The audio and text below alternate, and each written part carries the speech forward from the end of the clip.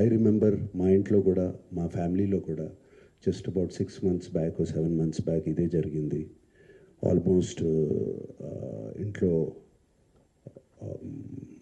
Family మెంబర్ని ఒక digital అరెస్ట్లో almost 2 days పెట్టారు.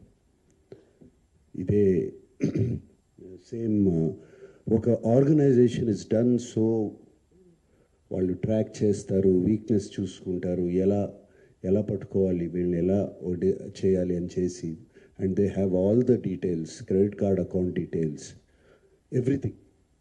And కేవలం మనం తెలియకుండా ఏదో ఒక వెబ్సైట్ ఏదో దొరికింది, ఇది ఇంట్రెస్టింగ్గా ఉందని చెప్పి వెళతాం. ఇది సినిమాలు చూపించడం అనేది it is a big trap. అది వాళ్ళకేదో మీకు ఫ్రీగా సినిమాలు చూపించాలని కాదు, వాళ్ళకి దీని వెనకాల చాలా పెద్ద ప్లాన్ ఉంది.